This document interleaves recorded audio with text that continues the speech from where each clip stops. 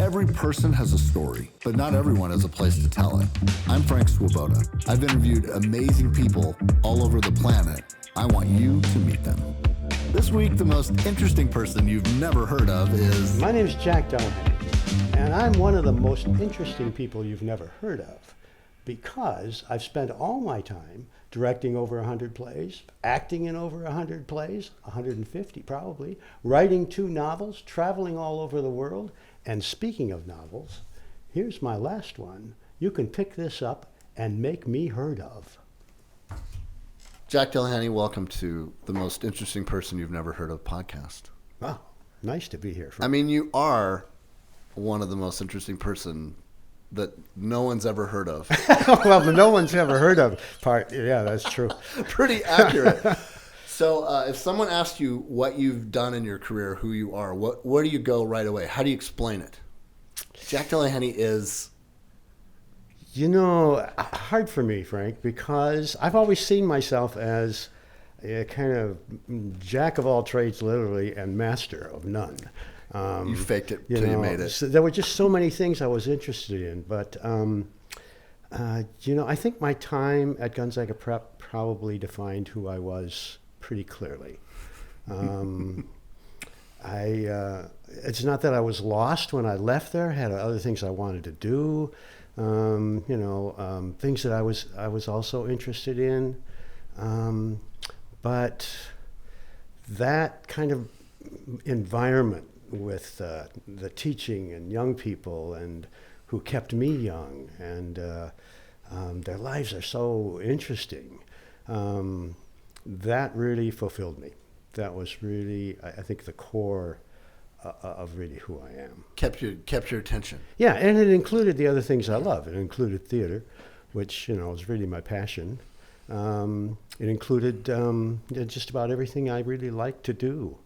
I remember you as an English teacher, as much as I do, director of the theater. Well, and that's really my background was in both. I had a double major, English literature and theater. And then I went on and got my master's in theater. But, if you're involved in theater, you're really involved in literature as well in some ways. Yeah. So they kind of go together. So you ran the theater department at Prep for how long? 33 years. Wow. Yeah. Wow. And Pat Bulger's kind of been there, right? Since you? Since. So he's been there for 20 years. There's 5 football coaches in 135 years. And how many theater directors?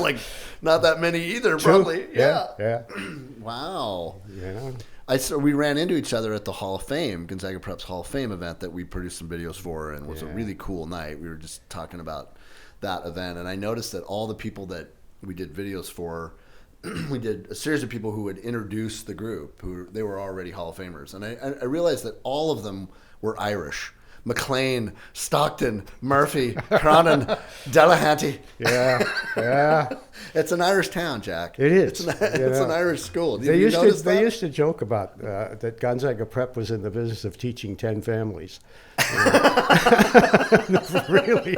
I mean, at times it felt that way. McKenna's. Everybody in the 4 years was related. Yeah. True. I mean, my daughter went and she did her application at Prep to go, fill out the application. And then she's like, Dad, how many people am I related to that went here? It was 25, It's like, wow, this is a lot of work. Italians, Irish, that were just, that's Spokane too. That is Spokane. I mean, it's become a little more diverse than that now. But. Well, and I think I've said this before. I told somebody recently, I interviewed a Jesuit priest who had kind of been all around the country. He was stationed at Gonzaga University, and he had done a little bit, I think, of stuff at Prep.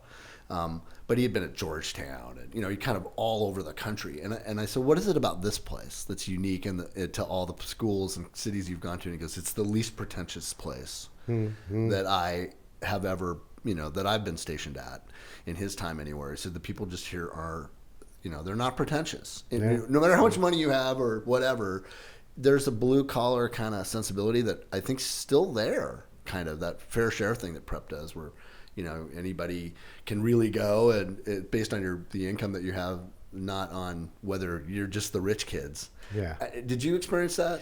Yeah, I think, I traveled to a lot of the Jesuit schools throughout the country for different conferences and Jesuit get-togethers. And a lot of them, I don't know that they're necessarily pretentious, but they're more provincial, more typical private school. Yep.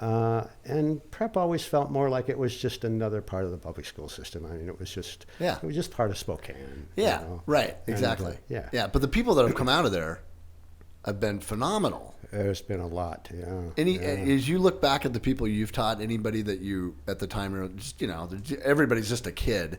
But I mean, even as we did this Hall of Fame thing, Anne McLean's an astronaut. She might be the first woman to walk on the moon. Yeah. John Stockton, Hall of Famer. I mean, Steve Gleason. Just the amount of people. Tom Foley. The people through the year. Bing Crosby that have come through this place. Yeah. Anybody that you've kind of looked at and went, as you look back now, go, I taught that kid. Wow, I didn't think they would be that. Or there's a lot of that. A lot of. It's amazing what the young people you taught in high school, and then you look at them as adults, and you say, "Wow." I mean, that is really a huge change. Others, you that could would say, be me. I expected. Yeah, that was you. I mean, I remember, my last 3 years at Prep, I was dean of students. That was a whole different ballgame. That's a tough gig. Oh, you're so involved. You're so grateful that I wasn't there then. You're so involved in the kids' lives in such a different way, But the teachers would come to me and explain about this young woman that she's late for class. We've got to do something, Jack. Send her to LC or something. I mean, she just never shows up for class. She just, we just can't deal with it. And I got to know her on a whole different level. Well, both of her parents were alcoholics. She had 2 younger siblings that she had to get up in the morning, fix their lunches, get their breakfast, get them to school before she could get herself to school. It was amazing that girl even got to school, let alone came late. So, I would say to them, you just need to deal with it. Find some exceptions, find some ways to fit this girl's life into the normal school year. And then I found out after I moved to New York for a while with Donna. We bought right. Bought we're going to talk about the the Bob Newhart show experience. When I came back from New York, I heard about this young woman who was not only in medical school, but she had graduated from medical school, and she was doing her residency here in Spokane. And it just boggled my mind. Here was this girl that faced so many trials, and people wanted to kick her out of school, and here she is doing her residency at Deaconess Hospital. Wow. And so those kinds of things. And if you hadn't fought for her, who knows, right? Yeah, if people hadn't fought for her, right. The whole administration really supported her. Yeah. Well, my daughter actually had a similar experience. She was really sick with tonsillitis, and nobody knew. And her grades dropped like crazy, and she couldn't go to school, and she was sick all the time. And they're like, sure, there was a little bit of like, oh yeah, right. She's just kind of failing, and she had to fight. She had to go into the the office and fight to come back her senior year, and ended up with a 3.9 her senior year. One of only 6 kids getting into UW. She's graduating with honors this year. I mean. That kind of, the grit that you get is important, and the reason she got in was because of the trouble that the hurdles she had to overcome. College is like that, and we didn't know that. I mean, she was just telling her story. Andre Cassette helped her with her, write her entrance essay, and it did the work. And she's, I think there's only 2 kids of those 6 that are left at UW, and she's one of them. And so. That's part of that. Yeah. I think that's really cool. Anybody else that you kind of look back and remember and were surprised by, or that you just went, no way, I know that guy's going to be great. I don't know. Well, there were a lot of them that you knew they were on the right track, and they were, But on the other hand, I saw several of those that turned around and didn't become so successful, and their lives were really pretty much a tragedy. So you just never know. Right. One of the things I tried when I was dean of students was to turn the administration around in terms of their saying, for this particular offense or whatever, we have a no tolerance policy. And I said, you can't. you can't. You've already stuck you you're already stuck when you say those words. Yeah, and I mean, you're dealing with young people, and you know, the things that they have to go through, and to say you have no tolerance policy is just ridiculous. You know what we're really all about. Are we men and women for others? Well, then you can't have a no tolerance policy. And I think they still have one, but it's very hard. Yeah, it's probably a stick that they're scaring people with, maybe, but I don't know. Gonzaga Prep's play is tonight. Did you know that? Yeah, I did. It's opening night. We were just filming over there today. Oh, really? And Pat Bolger was there, and the whole cast was at Mass. You know, they were all talking about it. So what was opening night like for you all those 33 years? Do you remember your first opening night at Prep? My first, or have you forgotten it? I don't remember even what it was. Or even the play. You know, there's you don't even remember years, there's close to 100 productions. Yeah, because it was twice a year. Sometimes 3. Yeah. Wow. 3 times a year. And then if I was doing something at Civic or at GU, then I was involved in maybe 4 productions a year. Wow. So you've directed, how many plays have you directed? I've never really counted, but on my resume, when I went back to Northwestern, I put 114. But it's probably more than that. You don't count the ones I was in. You know, I Harold and didn't Maude count did those. not. Harold and Maude! I loved Harold and Maude. You know that show, the principal. At the end of the year, there's always a big faculty party. And I was always called into the principal's office. Just so the people at home know, I played Harold in every scene. Oh my God, I tested you, probably. Well, at the end of the year faculty party, where everybody's milling around, and I was talking to the principal about Joe, it was a good year. We really had some interesting work, and I mentioned Harold and Maude, and he said, "You can't believe the number of parents that called me on that show." And I said, "Really? Well, why didn't you tell me?" And he said, and this is the good thing about Prep's administration, he said, "Your job is to produce those plays. My job is to answer to the parents." Oh, that's cool. Yeah. And I said, "Whew, okay."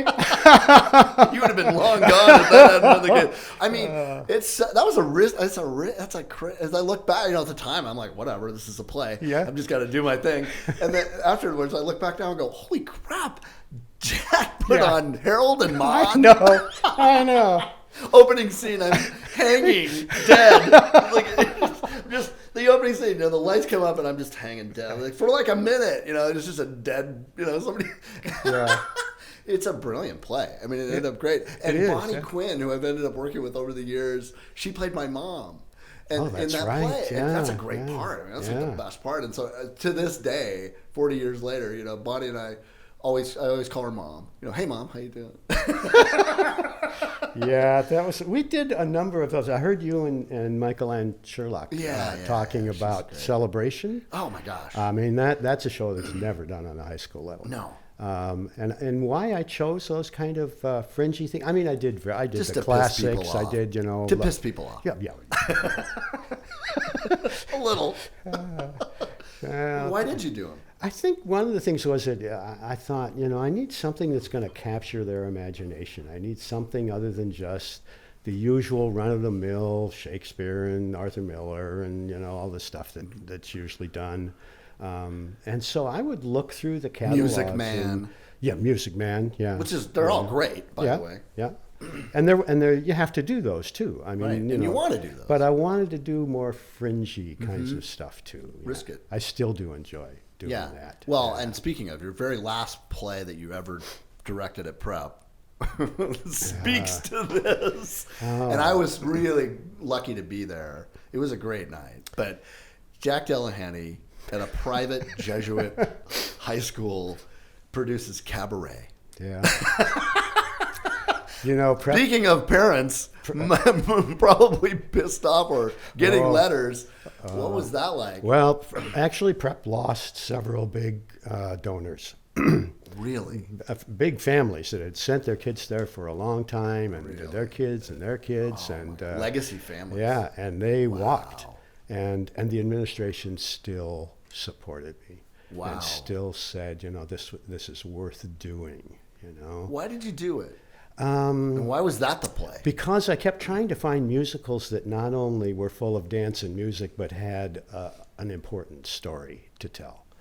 And I think cabaret is one of the It is one of those. That's a great one. So yeah, it was a great show to do my last production. I bet even if the parents were pissed off, the kids probably weren't. What did they get out of it? Oh no, I think that they. Matter of fact, I still talk to some of those kids, and that was an important part of their senior year or their junior year or whatever it happened to be for them. You know? Oh yeah, always. I remember the girl who played the lead.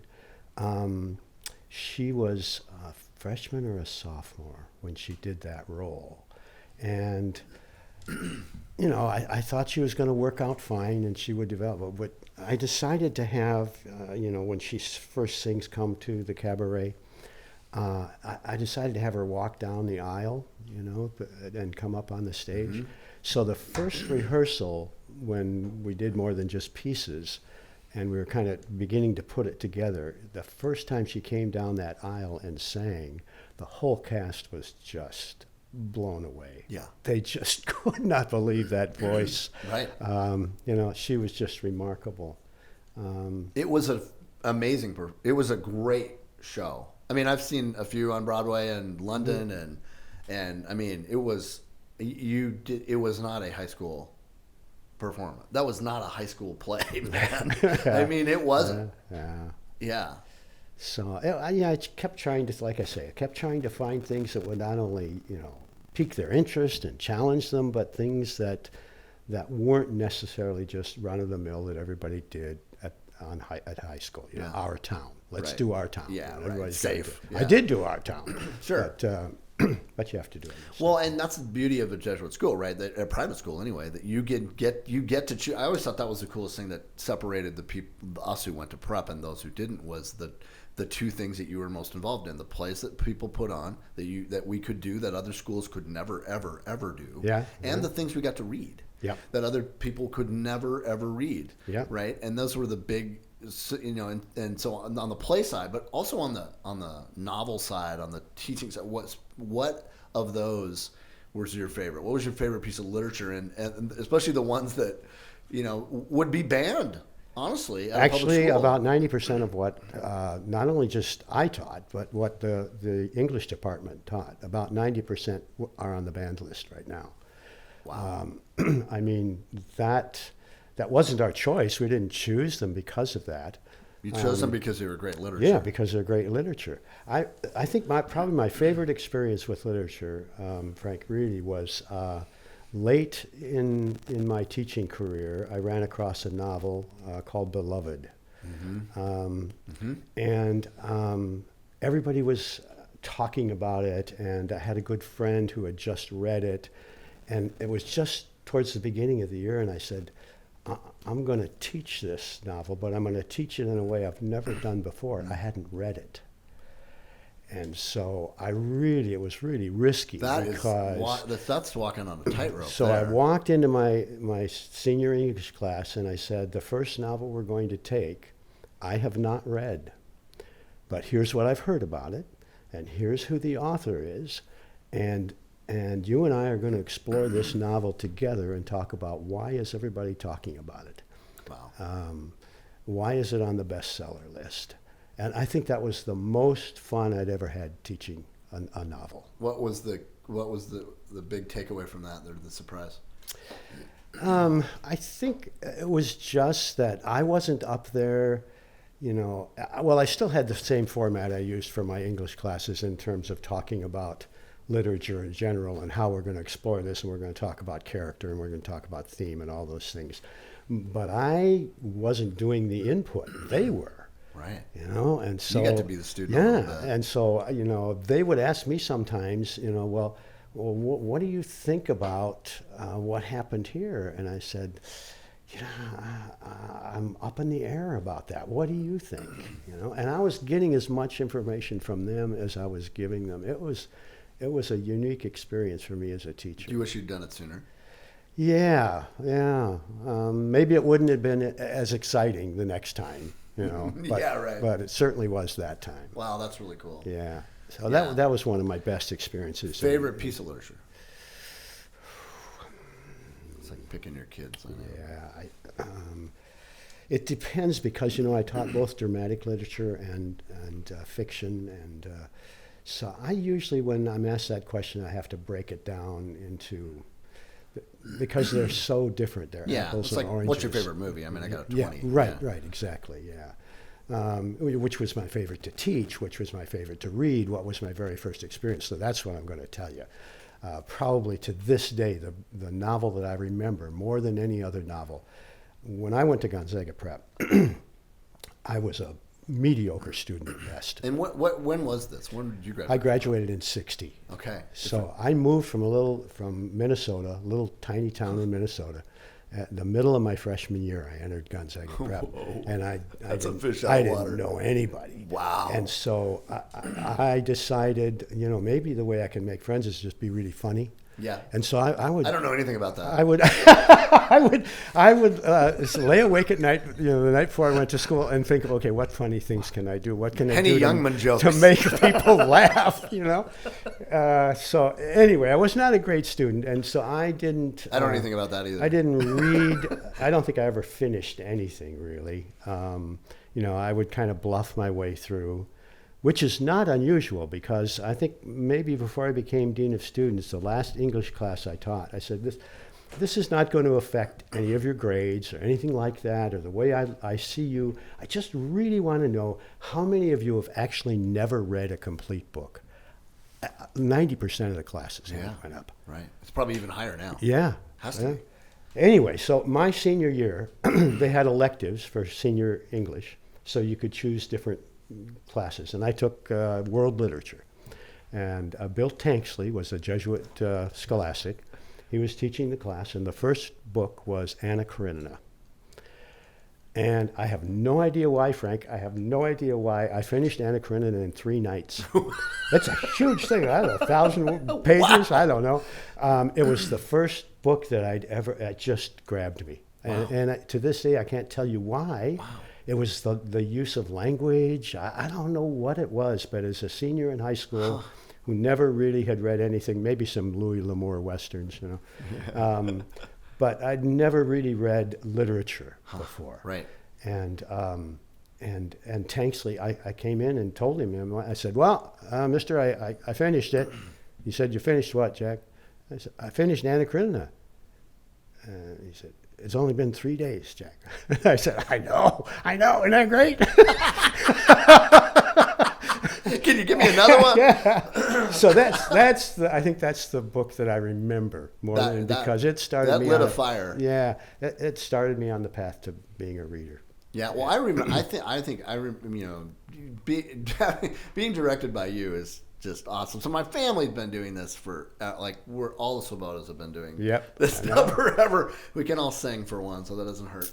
But like my sister Georgia was the lead in South Pacific, and she was great. And I remember as a kid just going to watch the football player. John Stockton when you're a kid, you want to be that, right? Mm-hmm. Watching those. That was my experience with the theater prep. It was like, wow, Georgia did that. She was a lead. That was amazing. Such a huge impact on her life.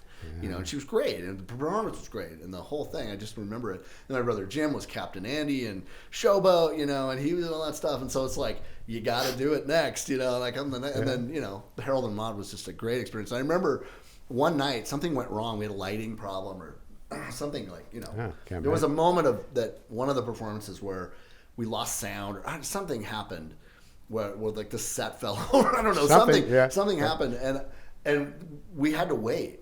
Had to stop the performance for a minute. And so I started talking to the crowd. Did you really? I don't remember that. I didn't know what a fourth wall was. Yeah. And I remember afterwards you were just like, dude, you cannot break the fourth wall. What are you doing? And I'm just like, I don't know what I'm doing. I was like a sophomore. Maybe I was a junior. Anyway, but it was that's, I always remember that. I was like, that's where I learned what the fourth wall was, which is I've broken a ton since and after that. Yeah. And the other thing that I remember the most was I think it was like Little Abner or something, or one of the other plays, And you would go around at the end and you would tell everybody in the cast what you thought of them in front of everybody else. It was, you recall this? Yeah.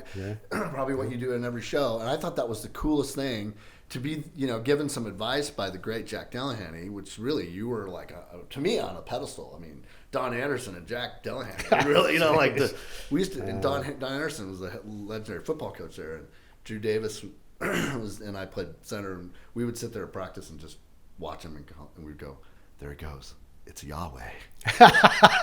There goes God.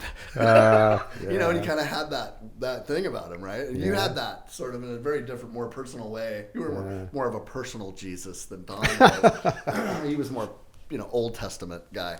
But honestly, that what you thought was said was great. And so I was like, whoa, he's going to actually tell me what he thinks, And you're like, and you said it in the most amazing way, but it was like, you really probably shouldn't be an actor. No, did I really? Yes. And you did it in a way that didn't crush my creativity at all. Like, I continue to do creative work to this day, and I've done it forever. But I was like, yeah, okay, that's cool. I mean, if I hadn't heard that, maybe I would have tried or something. But I'm way better behind the camera and way better telling the story and putting together. I mean, that's what I love to do. I don't know if it was that exact blatantly thing, but it was sort of like, you had some more stuff to work on. You're kind of winging this with your charm and your whatever. Like, you probably should learn the lines, or it was more like that. It was more like. Yeah. If you don't put the work in, you're not going to be very good at this. But it was like, save your time, kid. Do something else, which I thought was really helpful for me. I mean, it was a really good moment that I'm like, how did he do that in a way that was sort of like, it steered me in the way that I should have gone. Yeah. And I never ever felt bad. It wasn't a moment where I like went home and went, you and Jackson. I was just really cool. And you were much more, I mean, first of all, everybody calls you Jack. Yeah. It wasn't Mr. Delehanty that much. I mean, maybe it was just me. No, it was everybody. But it's always Jack, and that was a very different thing. Why that? Why Jack, not Mr. Delehanty? I don't know. It started my first year teaching, and I don't know. Somebody in one of my first classes said, "So what do we call you?" Because you didn't call the priests by their name. You called them Father, or you called the scholastics Mister. Right. And then the coach, called him Coach. And so, they want to know what to call me. And I said, really, I feel kind of odd if you say Mr. Delehanty. I turn around and look for my dad. Right. Because you weren't that old compared to them. And I said, Jack is good. Just call me Jack. Everybody calls me Jack. And that started it. Every Friday, almost every Friday, the first principal at Prep that I had called me in and said the same two things to me. Jack, the kids can't respect you if they call you Jack. They have to call you Mr. Delehanty.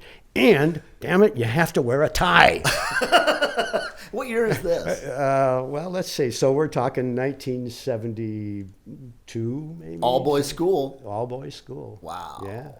And so that's a different vibe. But it continued. I mean, it continued into co-ed. We went co-ed in 75. Always had to wear a tie. Really? Yeah. And finally I said, you're no sense calling me in here every Friday. They're going to call me Jack, and I don't think that has any disrespect to it. And I'm not going to wear a tie. I just, I'm working in the theater and stuff. Yeah, I just can't. It's not a tie. I'm not a tie kind of guy. So you're going to fire me? And all I remember him saying is, "Damn you, Delehanty." I guess you're not going to fire me. So I thought, whoo, okay. Yeah. Well, you were a hippie. Come on. Kind of, yeah. Well, it was that time. Beating a hippie guy. Yeah. Big beard, wearing long the black, hair. Yeah. Clicking all the time. Yeah. Jack Kerouac. Yeah. I do remember instead of a tie, I usually had an open shirt with a gold necklace. Right. Speaking of, and I've talked about this on my podcast before. And I'm sorry if I'm going to do it again, but when I was ASP president. That was really the gig. I didn't know the acting stuff, whatever. But ASP Prep, I was voted most likely to host the Oscars. Oh, were you? Yeah, really? which wow. I'm still available. Yeah. And they kind of need somebody. Anyway, I could do it. But when we did this PepCon, and it was all around Good Attitude Day, which was 70s kind of crazy disco 70s theme, and then we did the dating game. Do you remember the dating game? Yep. So the dating game was, I was Jim Lang, of course, the host. and I had three bachelors and a freshman girl. This little freshman girl, cute. She was so precocious and awesome, and just like really just went for it. And she thought the three bachelors were three football players. You know, it would be the three, you know, big senior football players, and the winner she would choose would go to the dance with her, the night flight or whatever, whoever she chose. And so as soon as it started, the three football players left, and you, Tom Zwinnel, and Mike and John Walk took their places. Yeah. So the audience knows that she's actually talking to three teachers, but she doesn't know that, and legitimately did not know. And the best thing I ever did was let you guys write the questions. You know, and so like my favorite one that I remember was her bachelor number 2, who was Tom Zwinnel, who was a rather large guy, big guy, right? Bachelor number 2, use one word to describe yourself. And he just paused and waited, and the whole crowd's just waiting to see what he's going to say, and he just goes, petite. And I was like, wow, I got this. This is incredible. Like, incredible, you know, the applause and the whole thing. And you guys were absolutely hilarious. You probably don't even remember I don't remember. But at the end, you know, John's wearing whatever he wears every day. Dwindle's wearing the tie still. You know? Yeah. And Jack you are dressed in 1970s full gold chains, disco, like, inferno. And so you know, she's like, whoa, will it be bachelor number 1, bachelor number 2, or bachelor number 3? And the whole crowd goes, 2. And she picks you, bachelor number 2. And so we go out and go, well, you could have had star football player or star football player, but instead you picked Mr. Delehanty. I don't remember this at all. I'll never forget it, man. Because of the view I had, you came around the corner to see her, and she's looking for who this is going to be, and you just go, hey! And the look on her face, she's like crushed, you know. And it was so perfect. I mean, it was just funny and great, and you were just awesome the whole time. And then fast forward 2 weeks, 2 things happened. The first was that I'm in your class. I'm taking your English class.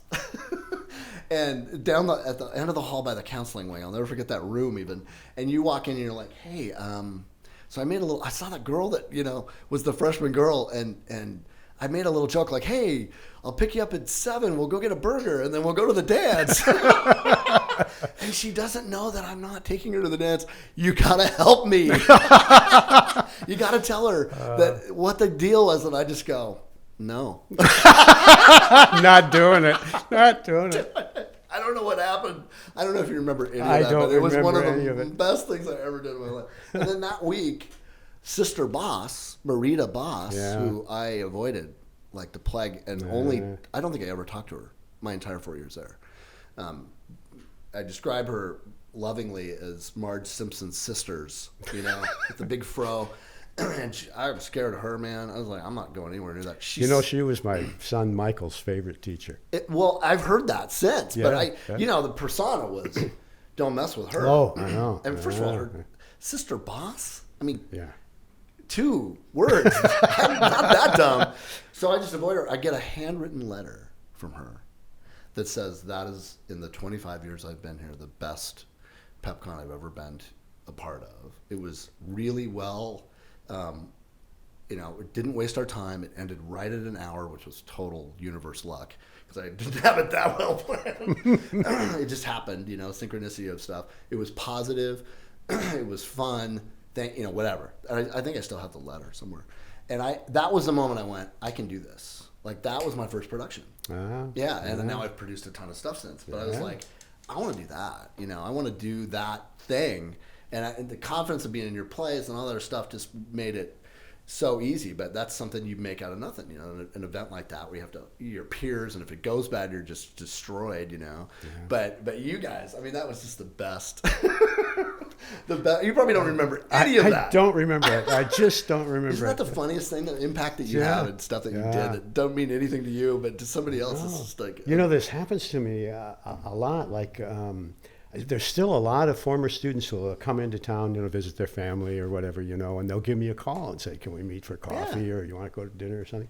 And You say no. and they tell me these stories, and I just have no recollection. You're making that up. I know you're making that up. I wouldn't either, I don't think. I mean, really, you're just doing your job that day. I mean, it's not that big a deal. But do you realize the impact? Do you think teachers do? I don't think they know. I think they hope for it. We all hope for it. You made a big one. I've seen it in some. Like we were talking about, the theater kids. There's quite a few that have gone on to work professionally in theater. Wow. Actually, quite a few. One of them, I might have said the same thing that I said to you. He had to really work hard. Yeah. Yeah. I mean, he didn't have that natural ability that some people they're just born with. You told me I had great timing. Well, see, there you go.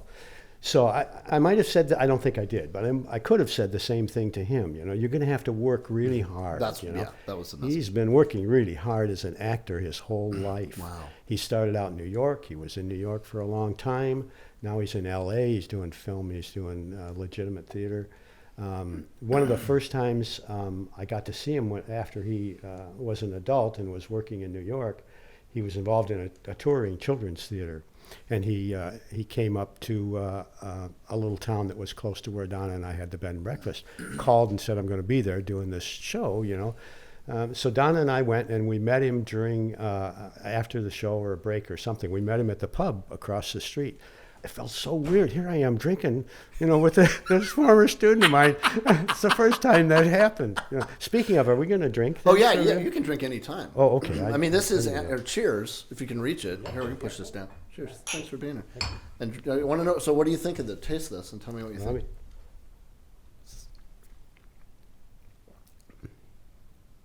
Oh, truly, that really is nice and smooth. Right? Yeah. I'm not going to give you bad stuff. I mean, it's good. Right? Yeah. Napa Valley. Yeah.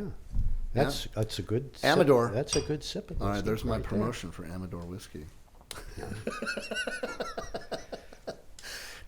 Get yourself a bottle. Your camera's over here. Oh. Come on, Jack. Understand. What are you, a theater guy? Yeah. That's funny. Yeah. Well, speaking of that, you left prep. I took early retirement. You took early retirement. Yeah. And you went to New York. Yeah. And started a bed and breakfast. Yeah. You were Bob Newhart. You worked. That's what we thought. You worked with Larry, Daryl, and Daryl, exactly. And his other brother Daryl. Yeah. Yeah. Why? How? Donna and what a I. shift, man. Donna and I both met later in life, and we blended our families, and we both had a lot of different dreams. I mean, different ones, but both of us had the same dreams. One of them was to build a log house and live out in the country. Cool. And so we did. We built a log house, and we lived out between Cheney and Spangle. Really? And we traveled more because that was part of our dream too. Well, one of the things we'd always talked about was, wouldn't it be cool to own a bed and breakfast, Bob Newhart like, Right. And so we looked at that. Because you had the talent to do that. I mean, clearly. Well, we didn't know anything about it. What do you mean? Well, I know you restored your house on 23rd. That was super cool. Or whatever it was. That kind of you had a little bit of skill now. But so anyway, we what really pushed it over the edge was, and this goes back to Gonzaga Prep, I was dean of students, and I talked to you very early on today about teachers who stayed too long. Yeah. So here I am, dean of students, and this kid gets sent down to the office. At that time, there were two of us, Roger and myself. We were both dean of students. And we tried really hard to make it not just disciplinary, but we were in charge of the clubs, and so we tried to do some positive stuff too. Anyway, I was sitting at my desk, and Roger was off someplace, and some teacher sends this young guy down, and he goes up to the secretary, who was right through that door, and I can hear him and see him, and he said, Mr. So-and-so, sent me down, and I'm supposed to see one of the deans. And he looked in and he said, I don't want to see the old guy. Yeah. So I went home to Donna and I said, "Are we going to do this bed and breakfast thing?" Because I don't want to be one of those. You've never been the old guy ever. I mean, never. So that was I still don't think of you as the old guy, but that's what pushed us, and we looked all over the country, places that we thought we might like to live for a while, and we decided on this place in Western New York, and I remember we had packed up our U-Haul and towing the car behind us, and we were someplace in South Dakota, and Donna was looking at recipes, breakfast recipes, and she closed the book and she looked over at me and she said, "Do you remember anything about that bed and breakfast that we're buying?" We were there for 20 minutes. And I said, "Not only don't I remember anything about the bed and breakfast, I don't remember anything about the town." We had no idea what we were in for. Oh, man. Turned out to be, it was just a great time. There's a lot about New York that we miss. People say, well, I did this in New York, and immediately people think of the city. Oh, yeah. It's a New York State is very diverse. It is very diverse. People don't realize the number one contributor to the New York economy is agriculture. Yeah, still right. is. New Jersey too. Yeah, those are both. I mean, there's a lot of agriculture in those states. You would never. Speaking of New Jersey, the joke in New York used to be, people would be at the bed and breakfast and they'd be sitting at the table, and somebody would say, "Yeah, so where are you from?" And they'd say, "I'm from New Jersey," and the standard response was, "Which exit?" That's exactly right. Always. That's right. No, I've heard that forever. In Spokane, it's what high school? Yeah, that's right. Yeah. Right. Yeah. So anyway, we really loved doing the bed and breakfast. We were there for almost 9 years.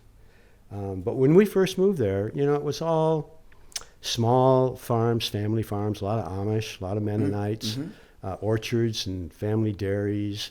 But the wineries were coming on. There were 60 wineries at that time within an hour of our bed and breakfast. Wow. By the time we left, there were over 130. Wow. It really turned into incredible wine country. Wow.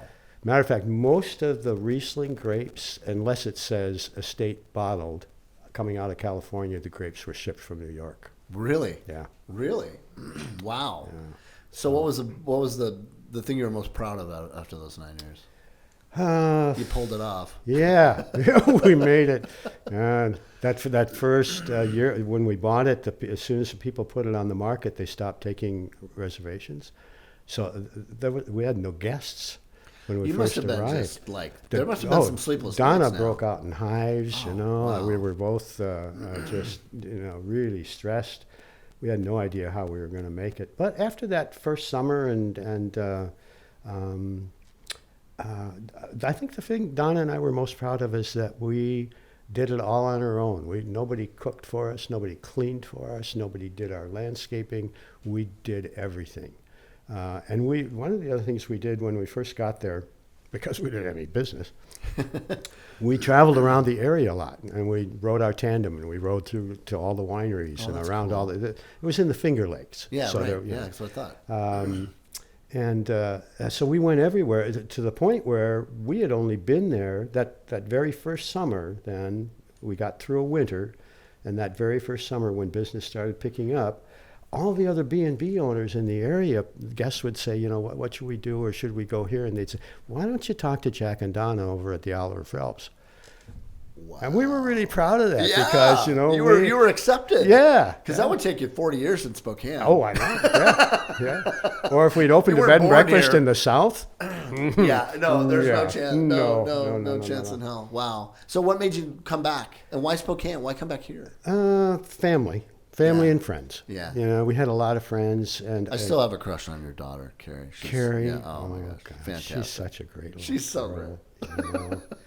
Yeah, she really is. Yeah. Well, all your kids are great. Very proud of her. Yeah, and that teaching your kids, that's always got to be not easy, but I never had Carrie in class. Okay. But I had Michael. Yeah, Michael's great. Michael in drama class and Michael in English class. He purposely got a B in my English class. Why? And I said, why'd you do that, Jack, Donna, or Michael? And he said, well, you can't get A's all the time, and that's what people expect. I'm not going to go over my dad. Yeah. They'll make the whole thing Nobody rigged. will believe I earned it. Isn't that funny? Yeah. Oh wow, that's incredible. What's he doing now? What are they doing? He's been ever since he graduated from prep and he went to Santa Clara. He's been in California, in the Bay Area. Wow. So he's still there with his family, Monica and the 2 girls. Yeah. Well, that's cool. Yeah. And what's Carrie doing? Carrie is here in Spokane. Oh, she is. She's been in and out of Spokane, but she's here in Spokane now. Oh, that's cool. She and her husband Joe are at Adirondack Lodge. You know where that is, up off of Regal. Oh, yeah. Yeah. Very cool. Wow. So she's kind of starting a new second career. She's getting her master's in family counseling. Wow. It's much needed. Yeah. In this world. Yeah. Right now. Yeah. Do you still go to plays? The last time when I reconnected with you last before this Hall of Fame event was my brother was in Les Mis, Mm-hmm. and I don't know if I ever told you this, but like I was really nervous for him. Really? Yeah, because I don't know. I mean, I remember seeing him, and the last time I saw him on the stage, he was, Captain Andy, and I remember it being great. But I was a kid. I don't remember. And this is a little different deal now. Yeah, Jean Valjean is like one of the greatest roles ever in theater. Yeah. And he can sing like crazy, and Yeah, I knew he could, but can he act? And I just thought I don't know if you have this experience, but I've had the experiences I've had to audition actors because I have a tremendous respect for actors. I've gotten to make a movie and work with a lot of actors and really good ones. Peter Coyote and Karen Allen in The Basket. They were. Yeah. I mean, I learned a ton from them. They were just pros, and a lot of other actors in between. And I just, it's not an easy gig. It's really scary and it's really hard. And I appreciate them and I want to help them and take care of them. And I whenever I watched auditions, when people would do audition tapes or I would, audition them in person. I hated to watch bad stuff. Yeah. People, sometimes community theater can be that, as you know. Yeah. Like I cringe when it's bad. They're just I don't know working what that too is. hard. I don't know what it is. And I thought, I just don't want that for Jim. What if what if he's just bad and I got to sit for 2 hours and this guy I love, oh my God, it's gonna be. And he was unbelievable good. He was. I was just yeah. What the hell? That was what he was born to do. Really, Yeah. I think. I mean, he was, phenomenal. And he and I had actually seen Les Mis in London the night Princess Diana died. Oh, which really? is very weird. Wow. We saw it there, and I thought, good. It was great. But as I look back after seeing the performance that they did in Spokane with the Civic Theater, I mean, those guys in London mailed it in because these guys didn't, and it was really good. Do you have any experience with that? Did you see it, and what did you think of that? I did see it. I thought it was surprisingly good. good. I think generally our civic theater does really wonderful work. There are actors that either are just starting or have been there too long. But by and large, the productions generally, I think, are really strong. Yeah. They've always had good designers. They've had good directors. Yeah, the stage was phenomenal. The directors were great. The guy was a pro. He came in from, I think, Phoenix. Yeah. And he had played Valjean toured on Broadway. Yeah. Well, and even when Peter Hardy was doing all the set work, he's an incredible artist. And he always put up fantastic sets. I think the quality at Civic Theater has always been really good. Yeah. And I always liked what Inner Players did. Did you ever go to Inner Players? I did go to Inner Players. Yeah, I Bob like and Joan. The setting too. That little. Yeah. They had different theaters. They moved around. Yeah, and then it became the Modern or something. Right. Yeah, but Bob and Joan started that. They were teaching theater out at Fort Wright. That's right. And several prep students actually studied under them. But they always did good work. Yeah. Yeah. Yeah. And it was a phenomenal one. And then we went to All Is Calm, which is the other one that was. Well, we first saw that in Coeur d'Alene with Jim. And then I saw you that night. Yeah. Well, you actually, we had met before the show or something. You said you got to go see, Jim in this production. Yeah. So we went, and then we saw it again at Inner Players. At least at that theater. Yeah. What did you think of that? Oh, I wish they'd bring it back. It's incredible. The story itself is incredible, and I don't know. That is incredible. The night that it's Christmas night, World War I. Both sides stop and sing Christmas carols together and have dinner and it's walk true. out of the trench. I mean, Yeah. and it is true. Yeah, Yeah. I thought the production was incredible, and Yeah. the performance was great, and the talent was great. Yeah. There's a lot of talent Yeah. in this town. I still work with Civic Theater once in a while, but I have to say that I've kind of pulled back with that part of my life. It just, theater can just take you over. Yeah, you know, 4 productions a year or 3 productions or whatever You don't it get is. paid for the work you do. It's Yeah. a lot. But, Donna sat through rehearsal after rehearsal. She'd be up reading magazines in the back of the theater, and I'd be directing. And we'd do a lot of fast food because, I'd get out of class, Yeah. and then I'd work on sets, and then I had to be back for the... And it just, there were so many other things I wanted to do that I still do smaller things if it's a small project. Oh, cool. I was going to ask you if you're still doing some. Yeah, I still work. I'm always involved in the Playwrights Festival at Civic, either directing or adjudicating the scripts, Oh, that's cool. And I don't know if you, just a couple of years ago, Prep graduate, Kat Montjoy, do you remember Kat? Kat Montjoy, who is now Kathleen Jeffs, left Prep, went to England, studied at Oxford in theater, became a theater scholar, really. She called me one day and said, Jack, I understand the theater program at GU is needing a chair. Would you give me a recommendation? And I said, well, of course. How about me? Of course. Yeah, I would. And she got the job. And so she moved her family here to this country and took over the chairmanship of that's the really theater cool. arts program. And so she was going on sabbatical just before the pandemic. She was going on sabbatical, and she asked if I would do the spring play, which really is a winter play. But, Wow. And so that was Just when you thought you were out. I know, they I pulled you know, back in. I know, but I loved it. What was the play? Great. It was called Dancing at 𝙤𝙤𝙪'𝙫𝙚. It's an Irish play. Wow.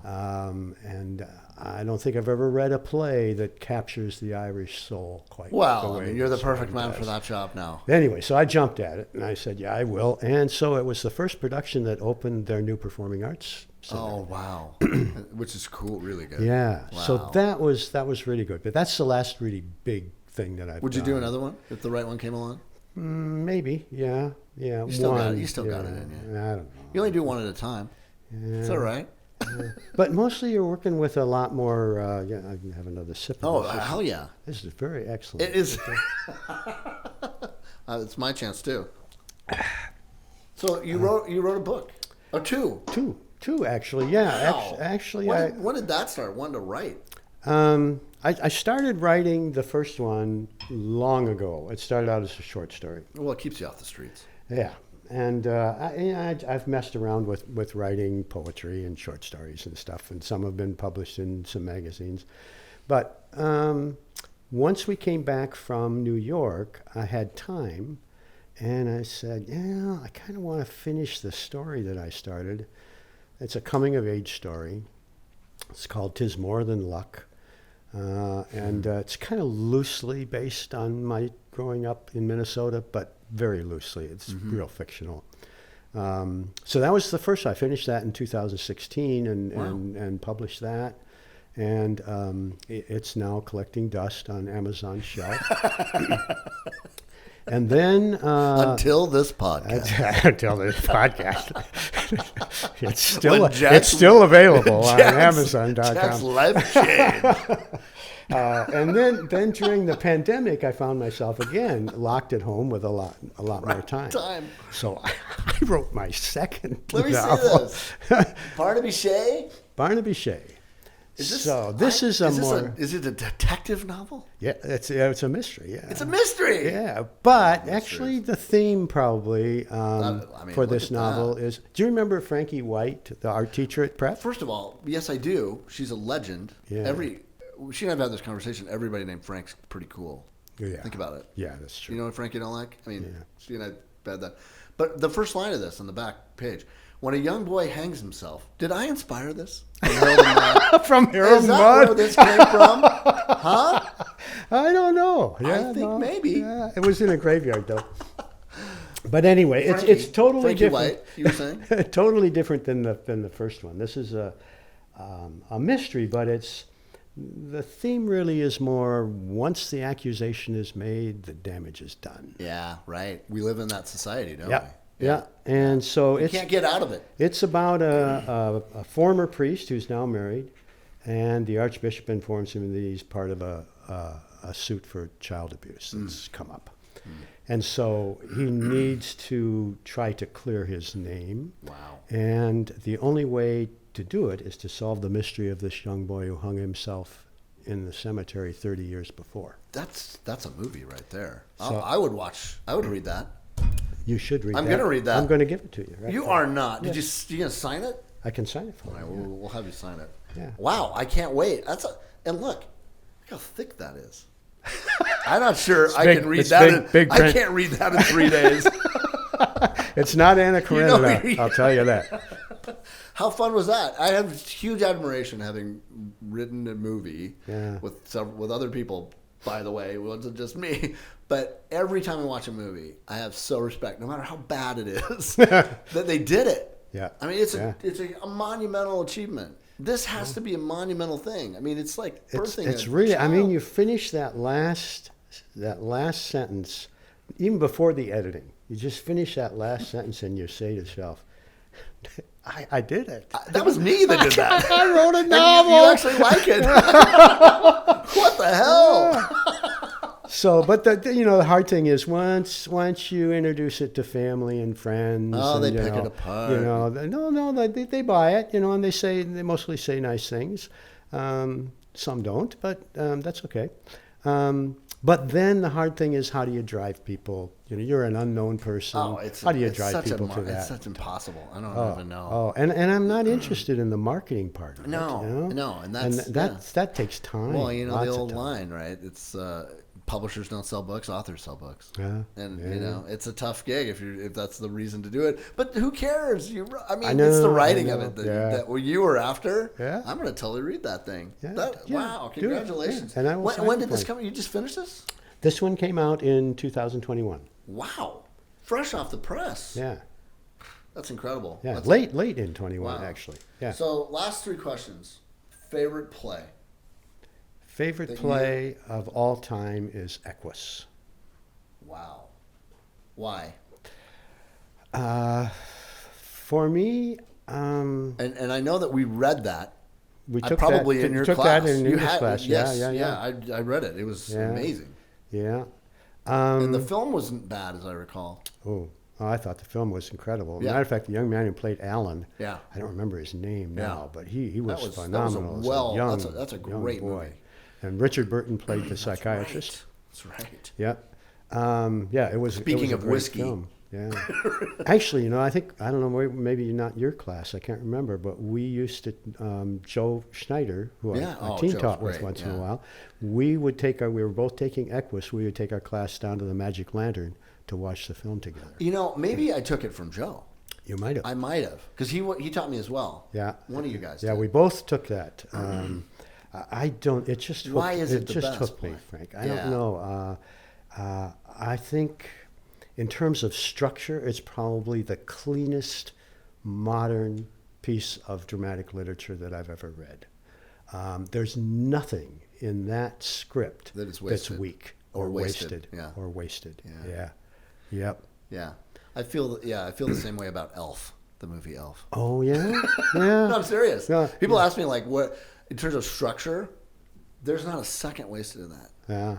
In that movie. That's For my the only craft, role it's he's ever just- played that I actually like. Probably me too. Yeah. No, I don't know. But honestly, it's a beautiful little, perfectly made, doesn't waste a second. Yeah, see, that's it. I mean, Yeah. I can watch any moment of that.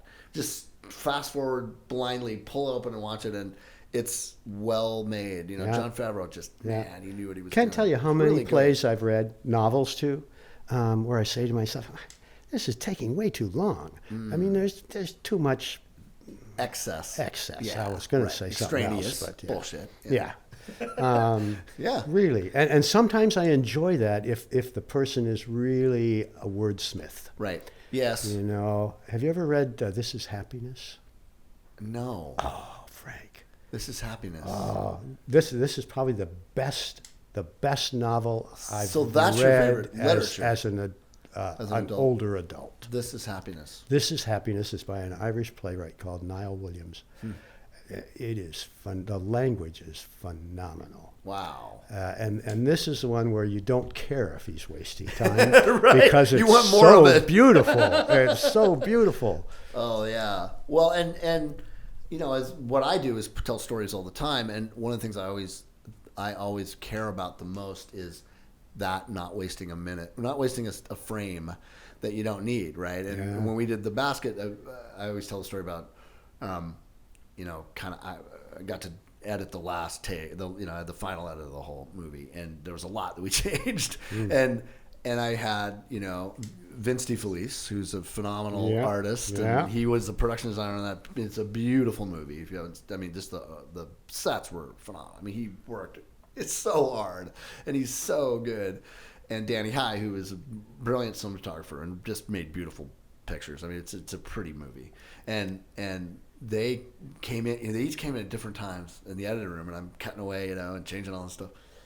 And they would come in and go, "Hey, I had this shot, man. It's so good." And we never used it. You got to use the shot. You know, it's whatever. I'm like, "Oh, okay, cool. I'll look at it." You know, and then Vince would come in and go, "Man, I spent like 3 days on that kitchen, and we used like nothing. And it was beautiful. The kitchen's great. You know, you got to use that thing."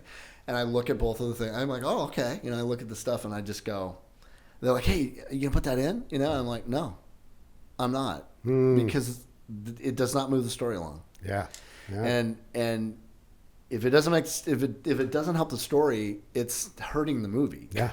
It's hurting the story. Yeah. And I could not figure out a way to put. I tried, you know, I really earnestly did, because I agreed with both of them. You want that in there, but if it doesn't help the movie, it doesn't help the story. Right, the story or the character. The story has to win, you know, Yeah, and that's you know, that's the old saying, you know, you got to say goodbye to your little darlings. And we all have to in that creative process. The thing that sparked the idea for it is sometimes the thing that has to go to make the story good. Yeah. You know, and it's I don't think it's any different in whatever you're telling. And the other thing I always try whenever I'm crafting any kind of video or, you know, film story is don't distract. Get rid of the stuff that distracts you.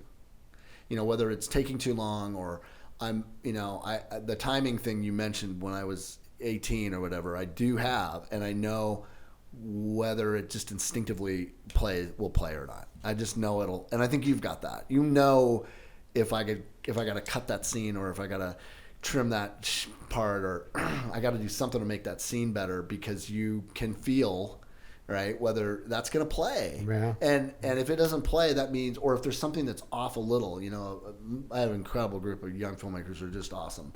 But I hammer all the time, and I don't hammer, but I just continue to give them notes until it's right and it's impeccable, because I notice it if there's a little something off, if the edit's not right, or, you know, something is just not there that wastes our time. It takes you out of the moment of the story, and you begin to notice that you're not lost in it anymore. Yeah. And that's our job as filmmakers, I think, is to make something that you just don't ever notice got made. Right. You don't ever think that someone made this. Yeah. And you don't ever think someone wrote it. Do you have that experience? Yeah. I think you look at it on the stage? Yeah. And I think far too often, just the opposite is true. There's a lot of, this is going to make the actor look good, or you know, you know, I'm just in love with these words. I can't let them go. Right. Know? I'm sorry. Right. You know, I've worked with a local playwright. You probably know who he is a lot, and he's not the only playwright I've worked with on original works. And to get them to lose their little darlings words, you know, it's really like pulling teeth. Yeah. But you know, eventually you've got to convince them. This just, like you say, it doesn't move the story forward. It doesn't tell me anything more about character. No. You know, it's just you know, it's you, the writer, very visible. Right. You know? Right. And your job, I mean, my job as a director of anything I do that tells a story is to be the audience. Yeah. You know, I mean, your job is to you know, have everybody make the same thing, and stand in the shoes of the audience, and you know, and trust that I know that what I'm seeing other people will like. Yeah. And I think that's what I had to have learned some of that from you. I had to have, like, just because that's sort of how you always would roll. I mean, your job is to stand in that audience and go, that sucks, or fix that, or get better, or let's take that away. I mean, that's what you're doing. You're paring away all the time, right? It's a craft. I remember one night I looked at the cast and what they were doing, and I said, I'm going to go home. When you guys, I think you did that. When you guys, that sounds familiar. When you guys decide, that you really want to work and you really want to, put in the work, you give me a call. And I walked out of the theater, went out to my car, I got in my car, and oh no, Donna is still in the theater.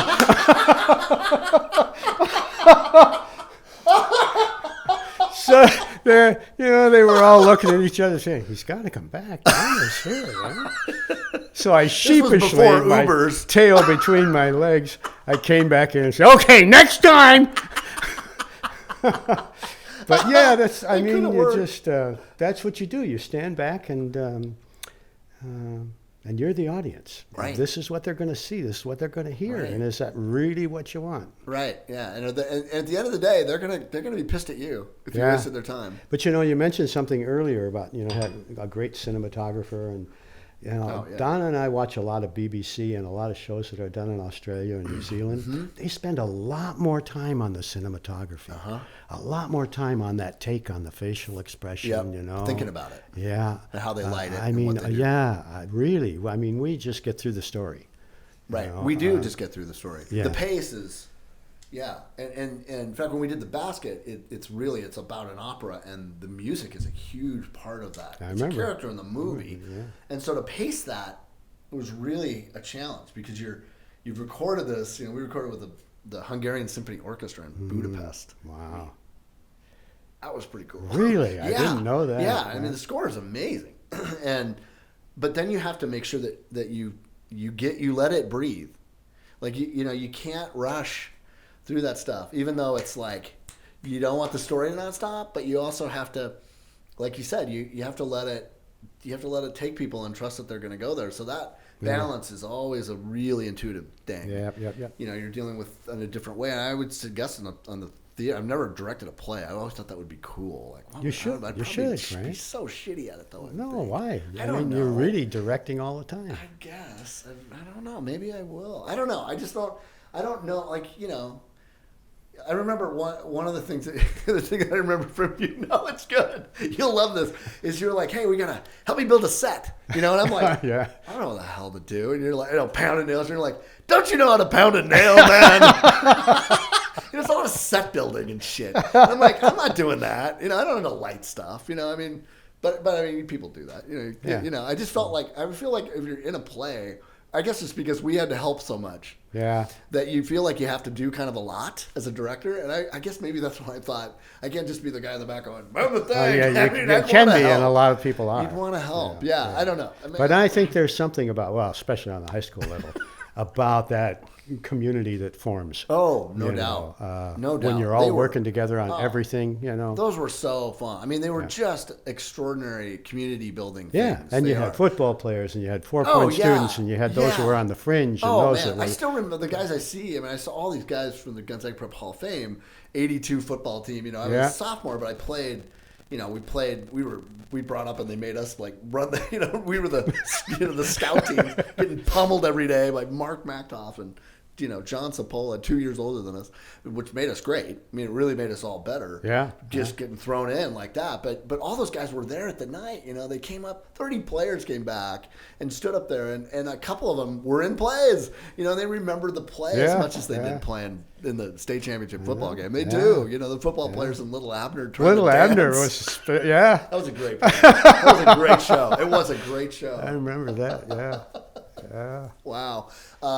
Favorite, the other question I had was, what makes a great artist?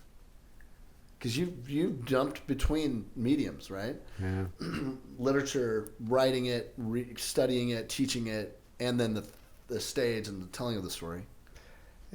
Kind of on that line. I just finished a podcast on Goodreads. Do you ever go to Goodreads? No. It's kind of a nice place to look at new books that are coming out and that kind of thing.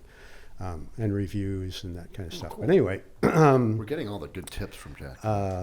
So I wrote this podcast, and because there was a question, that as soon as I got the author's page up, a question came about how does an aspiring author actually become an author? Or what's the difference between an aspiring author and an author, or a writer and an author? And I think it comes down to, a lot of people can spin a good yarn, they can tell a good story. Or, they have a good grasp of character, or they're really good with description of place, Mm-hmm. But I think the key, the difference between being a craftsman and being able to craft a good story or craft good characters is you have to, especially in literature, dramatic or written literature, you have to be able to manipulate language. You have to have a really solid grasp of language and use it. And you got to be, you probably got to be a decent writer, even if you don't do that stuff. Oh, yeah. Yeah. So I think that's what makes the difference between a craftsman and an artist. Is the artist knows the language. The other thing I always feel like, at least in the mediums that I work in, to me it's about emotion and moving somebody. Mm-hmm. If you're not going to watch something that doesn't move you in some way, whether it makes you laugh or cry, right? But you're moved rather than just watching something go by. That I think is that's where I get the most out of what I try to do. Those getting a chance to make those 8 videos for Prep's Hall of Fame. It was a lot of, let me tell you.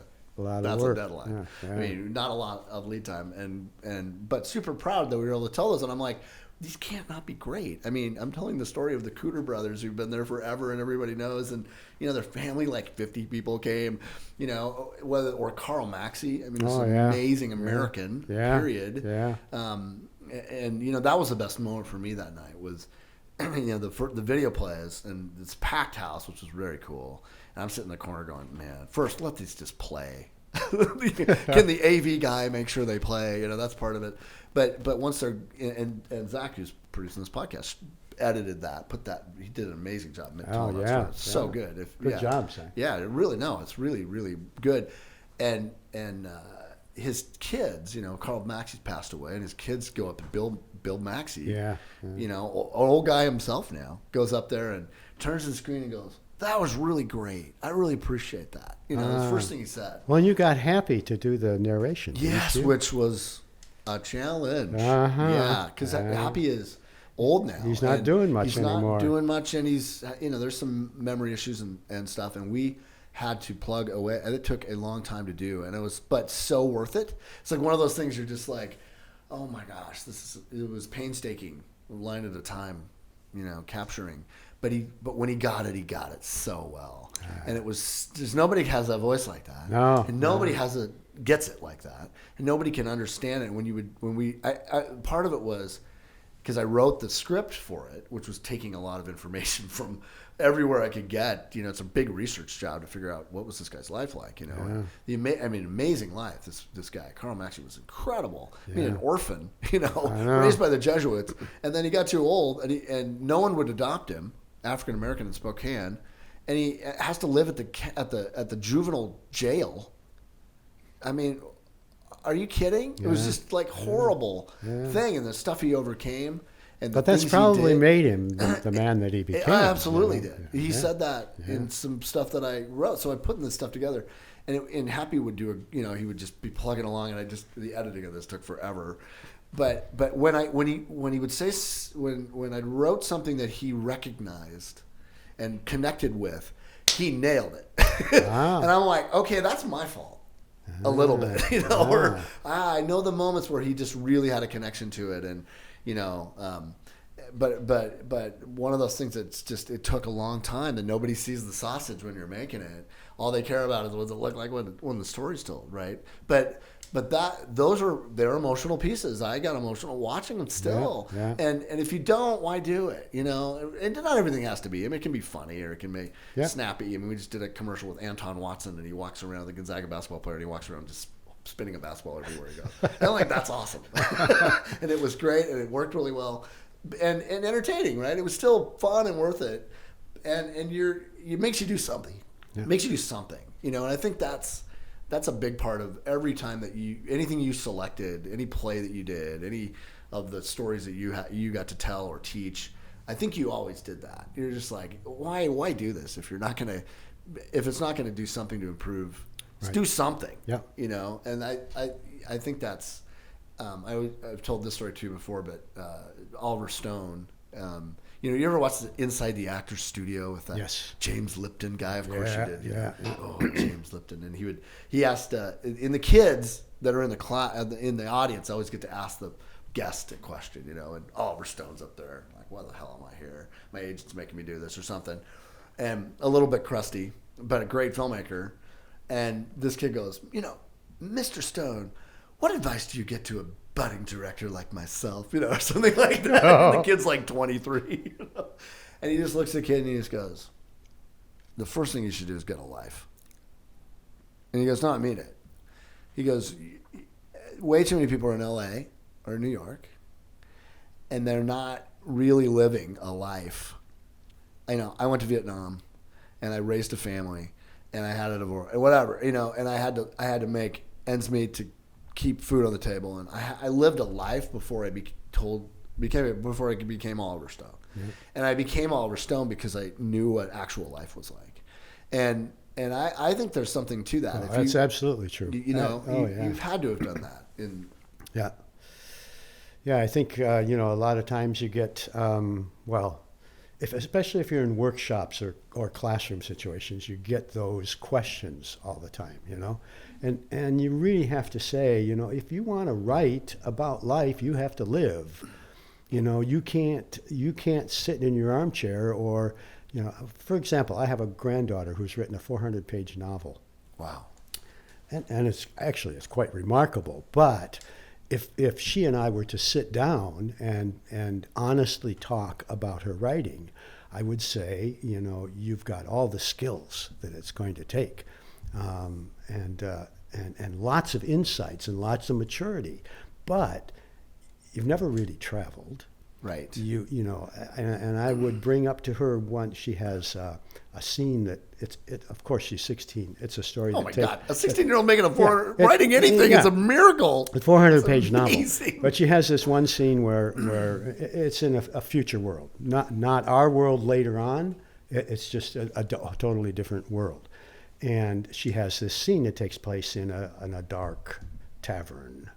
You know, it's obvious that she's never been in a dark Well, let's tavern. hope not. I mean, she's maybe seen some things on TV. Right, and she's stuff, seen it in other movies. know. Yeah, so vicariously, right, she has taken these things in. But that's not the same as being there and smelling it and stepping on the old cigarettes. That's right. And, I mean, I know everything about the 1950s from Happy Days. Yeah. I didn't live then. That's right, yeah. And so we have these weird sort of experiences, right, of what and I think that was his point, is you all grew up in LA, and you're all learning about life through movies you've seen. Yeah. You know, the moviegoer or the theater nerd or the we went to a couple of film festivals and all the film festival people, you know, and I'm just like, none of you guys ever made anything, you know. I mean, and they're, I don't know, not that that's bad, no, but it's just not going to lead to real stuff. Well, and it's important, and of course you don't want to experience everything. You know, I hope that I never look a psychopath in the eyes. Right. You know, No, I hope I never come face to face with real evil. Right. You know, I mean, there are things you don't want to have to. I don't want, you know, my granddaughter to have to go through an abortion to write about it, you know. But right. So but there is a line that's drawn, but you do have to live life, and that actually came out of it. I did another blog on why an author needs to travel. Yeah. And I really think that's true. You know, not if you're just going to write about Spokane, maybe. Right. But Right. And has that been true for you? Have you traveled a lot? I think it's made a huge difference in my life. Coolest place you've ever been? Coolest place I've ever been, probably Madrid, Spain. Mm-hmm. I was in Sevilla. Donna and I are leaving for Spain in just a couple of days. The bluest blue I've ever seen. Yeah. You know what I'm saying? The sky it's different there. The light's different. Yeah, there was all the great artists come out of there. An interesting comment. I just read a book called The Seville Communion, and the author is a Spanish writer, And his thing at the very beginning of the book is everything you're going to read is fiction except Sevilla. Nobody can create the something other than the real Sevilla. Yeah, it's amazing. It is an amazing It's kind of a city. gritty place too. Yeah, Honestly, yeah. almost died. Oh, and its history is Almost gritty. died the fastest cab ride I've ever had in my life. Oh my God, where's this guy going, man? Yeah. Yeah, and had I was with my brother Jim, and he ordered octopus, purple when you cut it. Yeah, It was yeah. amazing. Tasted great. it But yeah, wasn't I mean, chewy. It wasn't chewy. no, it was like great steak. Oh, It was- wow. yeah. No, not octopus. What was it? Is it ostrich? Oh, ostrich. Ostrich. I'm sorry. Oh, I've had octopus in Greece. I had octopus. That was excellent. yeah. Wow. Yeah. You're right. I've gotten to travel a lot in other places, and it does change I think that's who you are. Yeah, You it does. can't not go. Yeah. You can't undo those experiences. No. They're with you. And Donna and I talk often too. It's not only traveling; it's how you travel. You know, we've tried to do every one of our escapes includes some kind of a walk, whether that's part of the Via Francigena, like we did from Lucca to Siena, which is, you know, by a lot of people's standards, it's a short walk, about 90 miles. Wow. But there's a difference between the way you experience the people and the villages sure. and when you're on your feet Yeah. and walking from place to place. I Yeah. mean, just the feel is. Oh, is that was my so experience in New different. York the first time I went. Yeah. I walked everywhere. Yeah. And everywhere you go, you're like, oh, whoa, that's Grand Central Station. You just gotta come around a corner. Yeah. You know, like to just ride the subways, at least in Manhattan, is just dumb. It's like I was so tired, and I got to really see everything because you just don't know what's coming around the next corner. Yeah. No, I totally agree with that. Yeah. The same. Yeah, exactly. The same thing if you're. You know, if you're gonna see that stuff, like most of the travel I've done is for work, so I'm filming it as we go, and have the chance to shoot in China. And Beijing's amazing. You know, the Forbidden City and all that. It's amazing, but it's pretty touristy. You know, and the Great Wall was emotional. I mean, I found there was a point at which I was the only one standing anywhere I could see, like by yourself on that wall. Something about it. Like I looked both ways and I couldn't see a person but me. And you're just like, I don't know what it was, but I know it what is you mean. powerful. Yeah. Just whoa! I can't believe I'm here right now. That does something to you. Yeah. But the really cool part of China for me was getting to go all the way deep south to almost Vietnam in a little village, stone village. People were cooking outside. There was a wedding that day. We could not speak the language, but they were so content and happy, bringing in the ox were bringing in the crop like they have for thousands of years. Like nothing really changed. And I'm like, now that is China to me. Yeah. See, not now, and that's Beijing. That's the difference between experiencing the Great Wall in China or a village in China vicariously through a film or reading something about it and being there. Oh, there's nothing. And the other thing was just- we were with a tour group. We did a bunch of stuff for People to People back in the day. We were filming with them on this trip. And we did one in Europe, so we got to tour Europe, which was amazing. And, you know, my experience of that was you're standing in the place in Paris where Hitler stood as he occupied the city. There's this spot where, like, he basically blew into town, stood there, and took off. He didn't spend a lot of time there, believe it or not.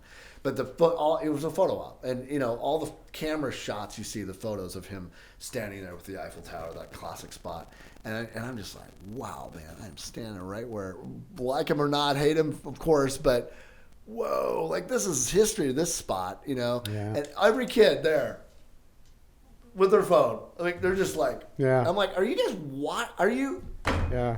Experiencing or get a this? selfie of me right here, right on this which spot, I did. You know? Yeah, of course. But not after I saw the Mona Lisa. You know, they were all taking pictures, and it's like you kind of need to just be with this thing, like be with this thing, not take pictures. My wife was with me on the trip. We were both just like, these guys are missing.